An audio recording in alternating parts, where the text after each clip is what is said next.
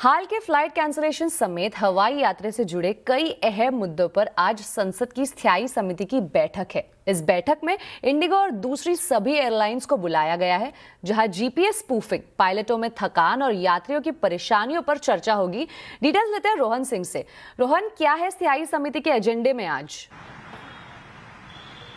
जी, कई सारी चीजें इनके एजेंडे में है। सारी जो एविएशन से जुड़ी, पैसेंजर्स की जो ग्रीवेंसेस हैं उससे जुड़ी हुई है। लेकिन एक जो बहुत महत्वपूर्ण मुद्दा है वो है हाल के जो फ्लाइट कैंसलेशंस हुए थे इंडिगो की तरफ से, वो एक बड़ा मुद्दा रखा गया है। और इसी से जुड़ा हुआ जो मुद्दा है वो एफडीटीएल के जो नियम है उन पर भी बातचीत होगी। पायलटों में जो तनाव का इशू है उस पर भी बातचीत हो रही है। कई सारे पायलट एसोसिएशन को इसके बारे में बुलाया गया है, उनसे राय ली जाएगी, उनसे सुझाव मांगे जाएंगे। साथ ही जीपीएस स्पूफिंग एक बड़ा मुद्दा है। पिछले कुछ समय में कई सारे ऐसे मामले दिल्ली और आसपास के जो एयरपोर्ट्स है वहां पे भी देखने को मिले हैं। तो उस पर भी जो संसद की स्थायी समिति है वो डीजीसीए से, सिविल एविएशन मिनिस्ट्री से और ज्यादा जानकारी लेगी। और साथ ही पैसेंजर ग्रीवेंसेस को कैसे कम किया जाए, ये एक महत्वपूर्ण मुद्दा होगा। इसमें तमाम जितने एयरलाइंस हैं, खासतौर पर इंडिगो के जो सीओओ हैं उन्हें बुलाया गया है। एयर इंडिया की तरफ से लोगों को बुलाया गया है। सभी एयरलाइन से उनका व्यू रखा जाएगा और उसके बाद कोई रिकमेंडेशन दे सकती है संसद की जो स्थायी समिति है वो।